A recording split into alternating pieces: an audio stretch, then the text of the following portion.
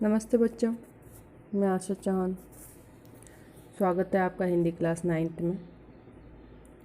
बच्चों, अभी तक अपन ने आपकी पाठ्य पुस्तक कृतिका से पढ़ा माटी वाली।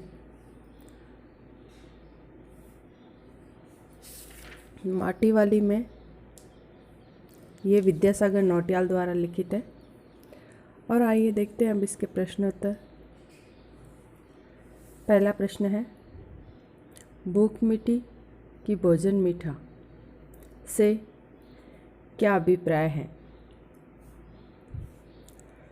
प्रश्नोक्त पंक्तियों से अभिप्राय, यदि खाने वाले को भूख लगी हो तो भोजन रुचिकर तथा स्वादिष्ट लगता है और खाने वाले का पेट पहले से ही भरा हो तो वही भोजन उसे अच्छा नहीं लगेगा। अतः लेखक ने कहा कि स्वाद भोजन में नहीं बल्कि भूख में है। दूसरा प्रश्न, माटी वाली का रोटियों का इस तरह हिसाब लगाना उसकी किस मजबूरी को प्रकट करता है। माटी वाली द्वारा रोटियों का यूं हिसाब लगाना उसकी गरीबी को प्रकट करता है, क्योंकि उसके काम से उसकी खाने की भी आवश्यकता पूरी नहीं हो पाती है। प्रश्न संख्या 3, शहरवासी सिर्फ माटी वाली को नहीं उसके कंटर को भी अच्छी तरह पहचानते हैं। आपकी समझ से वे कौन कौन से कारण रहे होंगे जिनके रहते माटी वाली को सब पहचानते थे। उत्तर है, माटी वाली टिहरी की एक बूढ़ी औरत थी जो कनस्तर में लाल मिट्टी भरकर शहर में घर घर दिया करती थी और उससे मिलने वाले पैसे से अपना जीवन यापन करती थी। टिहरी के लोग माटी वाली को ही नहीं बल्कि उसके कंटर को भी अच्छी तरह पहचानते थे, क्योंकि माटी वाली की लाल मिट्टी हर घर की आवश्यकता थी, जिससे चूल्हे चौके की पुताई की जाती थी। इसके बिना किसी का काम नहीं चलता था। मिट्टी देने का ये काम उसके अलावा कोई और नहीं करता था, अर्थात उसका कोई प्रतिद्वंदी नहीं था, क्योंकि शहर से माठा करना काफ़ी दूर था। स्थानीय मिट्टी रेतीली होने के कारण उपयोगी नहीं थी। प्रश्न संख्या 4, माटी वाली के पास अपने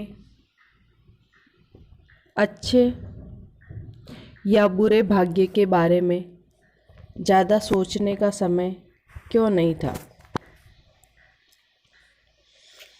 माटी वाली के पास अपने अच्छे या बुरे भाग्य के बारे में ज़्यादा सोचने का समय नहीं था, क्योंकि माटी वाली समाज के अत्यंत गरीब मजदूर वर्ग का प्रतिनिधित्व करती थी। वह सुबह जल्दी उठकर माटा खाना जाती और मिट्टी खोदकर कंटर में भरती और मिट्टी सहित कंटर सर पर रखकर शहर में घर घर घूमती थी। इसके अतिरिक्त उसे अपने बीमार पति की भी चिंता रहती थी। उसकी देखभाल भी वही करती थी। ये सब करते हुए सारा दिन निकल जाता था। रात बीती और सवेरे फिर वही माटे खाने का रास्ता। अपनी इसी दिनचर्या को अपनी नियति मानकर वह जिए जा रही थी। ऐसे में उसके पास अपने अच्छे या बुरे भाग्य के बारे में सोचने का समय नहीं था।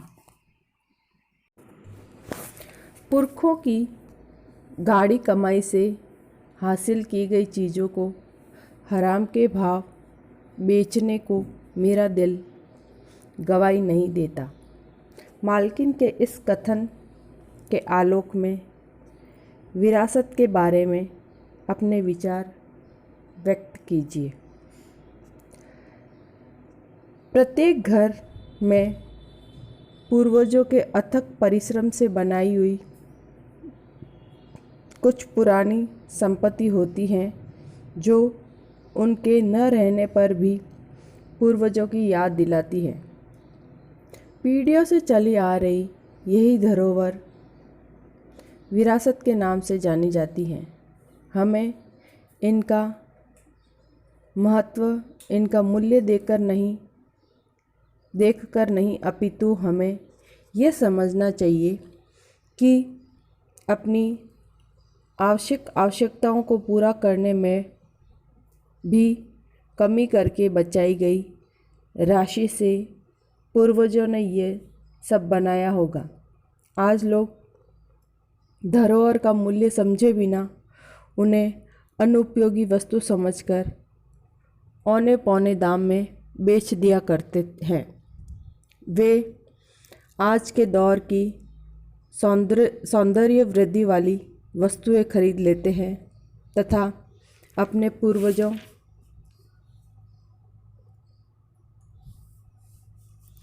की यादों को नष्ट कर देते हैं। हमें अपने पूर्वजों की बनाई हुई वस्तुओं को सहेज कर रखना चाहिए।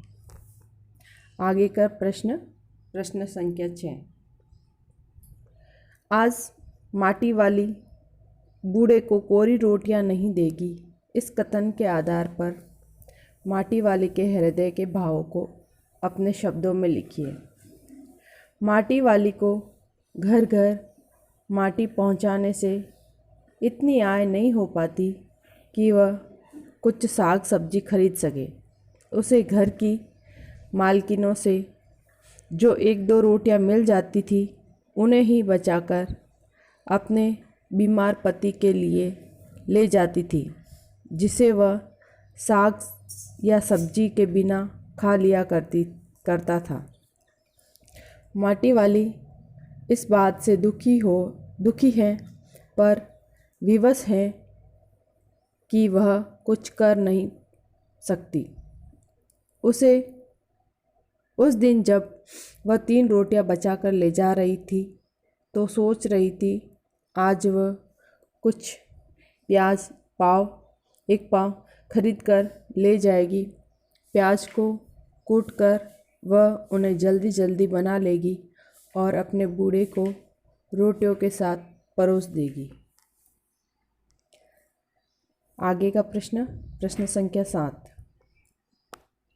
गरीब आदमी का शमशान नहीं उजड़ना चाहिए। इस कथन का आशय स्पष्ट कीजिए। गरीब आदमी का शमशान नहीं उजड़ना चाहिए। इस कथन के माध्यम से लेखक ने गहरा व्यंग्य किया है। आम आदमी या गरीब आदमी का घर उजड़ता है या विस्थापित होता है तो वह इसका दर्द बड़ी गहराई से महसूस करता है। ये पीड़ा शरीर से प्राण निकालने जैसी होती है। गरीब व्यक्ति के पास रहने का अन्य कोई साधन न होने के कारण उसके लिए घर तथा शमशान में कोई अंतर नहीं रह जाता। माटी वाली सोचती है कि व्यक्ति दिन प्रतिदिन विकास का दावा करता है पर गरीब का तो सब कुछ छीना जा रहा है। उसे मरने के बाद जगह मिलना भी दूर होता जा रहा है। लास्ट प्रश्न संख्या 8। विस्थापन की समस्या पर एक अनुच्छेद लिखिए। विस्थापन वर्तमान समाज की ज्वलंत समस्या है। विकास के क्रम में देश में बिजली, पानी, सड़कें आदि की मांग बढ़ती जा रही है। जिन स्थानों पर बिजली, सड़क आदि संबंधी परियोजनाएं स्थापित की जाती हैं, वहाँ के नागरिकों की ज़मीन को अधिग्रहित कर लिया जाता है। इसके बदले उन्हें कहीं अन्यत्र स्थान दिया जाता है। विस्थापितों के लिए मात्र जगह दे देने से ही समस्या का समाधान नहीं हो जाता। लोगों को अपना बसा बसाया घर छोड़ने के साथ व्यवसाय तथा खेतीबाड़ी से भी दूर होना पड़ता है। सरकारी आदेश की अवहेलना भी नहीं की जा सकती। लोग अपने पुरखों की बनाई जमीन जायदाद, घर आदि छोड़ना नहीं चाहते हैं। उनके लिए ऐसा कर पाना बहुत ही कष्टकर होता है। कुछ लोग इस दुख को सह नहीं पाते और विक्षिप्त जैसे हो जाते हैं, तो कुछ लोग मृत्यु को प्राप्त हो जाते हैं। सबसे बुरी स्थिति उन लोगों की होती है जो किसी ज़मीन पर रहते तो हैं, पर उनके पास ज़मीन का कोई प्रमाण पत्र नहीं होता है। इसके अभाव में वे नई जगह में अपना वास नहीं बना सकते तथा उनके पास जो था उससे भी हाथ धो बैठते हैं। ठीक है बच्चों, आज के लिए इतना ही। मिलते हैं आगे। ओके।